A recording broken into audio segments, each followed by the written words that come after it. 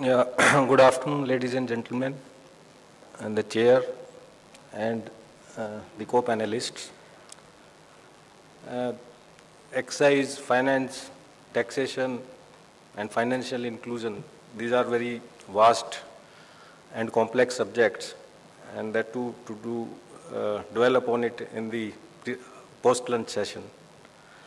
And I'm not an expert on any of these subjects.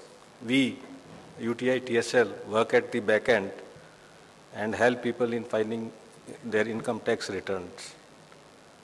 We have created a framework to issue the PAN cards on behalf of CBDT and in a time-bound manner. And so my discussion will be focused mainly on the issuance of the PAN card and the future plans, how we want to integrate it with the NEGP, National E-Governance Plans, by way of extending this service through CSCs. So issuance of PAN card on behalf of CBDT. What is the present scenario? So this slide basically gives the background. Till now, 100 millions, means 10 crore PAN cards have been issued. And UTI TSL, we started our operations in 2003. And since then, we have issued about 50 million cards. Now, if you see the Indian population, the coverage is less than 10%. So there is a lot of scope. We have to scale up these activities and have the acceptance centers in remote areas. Mainly, the PAN cards are normally taken by people who are in the metros. But slowly, we have to reach out to the people. And to meet that requirement, we have tied up with the CSCs also. That I'll explain in the subsequent slides. At the moment, we are doing 30 to 40,000 enrollments per day, averaging about 1 crore per year. Our infrastructure, the framework which we have created by harnessing technology, is scalable, so we can meet the requirement and we can scale up our operations within very less time. Now, what are the challenges also being faced while issuing the PAN cards? Deduplication is one of the issues.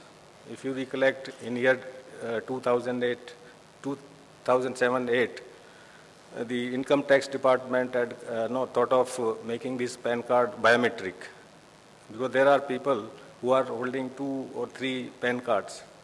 So if somebody lost the PAN card, he just applies for the new one, and since this deduplication is not happening properly, so the person is issued the second PAN card also. So there are cases like that, and deduplication, as you see, yesterday also we discussed in the UID, that session yesterday, it's a very complex problem. As the database grows, and if you have to do 1:N match, it takes a lot of time, and the technology is to do that kind of computations. It's very complex. But I believe that with the UID in place, that the data center which they are going to create, this problem will be resolved. Accessibility, availability of service across India, this is another issue. Lack of awareness. People mainly think that this PAN card is used for filing the income tax returns. And to educate people, just when we go and explain it to them that this is the PAN card, this is the requirement, then only they will come forward and apply for the PAN cards. So time to time, the income tax department, they do come with the advertisements to make people aware that to file returns, this is a must. But, and I'll just give an instance, there are people in Northeast, like state of Sikkim, where this income tax return filing is not mandatory also. So people are not aware about this PAN card. Then streamline the process to issue PAN cards in 15 days. As per the agreement which we have signed with CBDT, we are supposed to issue the PAN card right from acceptance of the application to the dispatch. The 15 days time is given. And to manage our operations across India and to streamline these processes is a very major task. maintaining data integrity and accuracy while verifying documents and proof. When we accept the application and maintain the data in our database or in the paper on the files, it is also a very complex task. Then what is the need, means what drives the PAN cards? As I told you, initially it is an instrument to file the income tax returns. But nowadays you would have seen various circulars from SEBI and other regulatory authorities like SEBI. They have made it mandatory for opening a bank account. And if you want to make an investment more than 50,000, they will ask you the PAN card number. You just write in the application form. Then the financial transactions also in the bank, you have to quote your PAN card number.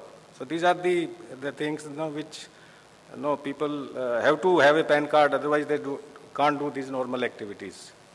Then property related transactions also, movable, immovable property, if you have to do some transactions. If you have to apply, like DD has come up with some scheme. So the requirement was to quote the PAN card, that was mandatory. So that you can say that the property transaction, it is mandatory. Then other services like mobile telephones, etc. also they do need the PAN card number. Then how we have created the infrastructure to issue these PAN cards in a time-bound manner. This slide just give you the process part. And let me tell you that all our processes are ISO 2008 certified. And the customer walks in at the reception. So UTI TSL has got the offices in almost all the states and all the major cities of the country. We have 60 branches. And besides that, we have about 6,000 PAN service agents who accept these applications. So the customers just walk into any of these offices or the PAN service agents and then fill up the application and give it to the person there. Then these applications we have 4 regional offices in all metros, Delhi, Calcutta, Chennai and Mumbai, where these applications are sent and then digitization happens. So all these signatures, data entry, photo, etc.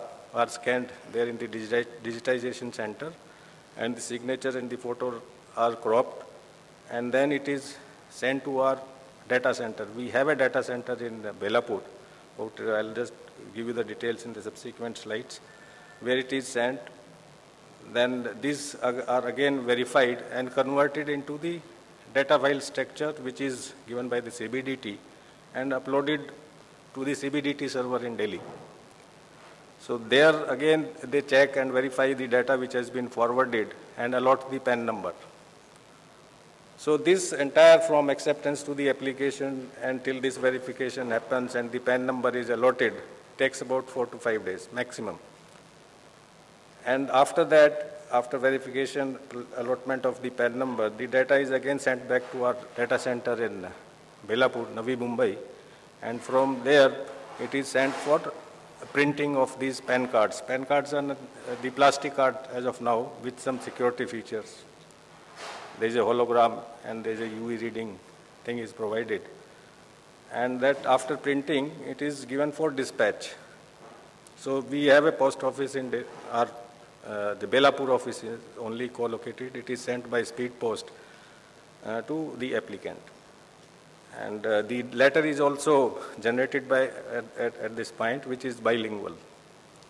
So this entire process, end-to-end process, acceptance to the application, to the dispatch, as per the SLA, we do it in 15 days. I mentioned about the data center. We have a state-of-the-art data centers conforming to the tier 3 specifications. And we do have a disaster recovery center at Hyderabad, about 4,000 square feet, and the main data center at Mumbai is about 8,000 square feet. We have the team of system administrators and the DBAs who work 24 into 7. And besides this, the data center hosts other applications also, besides PAN, like mutual fund and other projects which we have been doing. It hosts the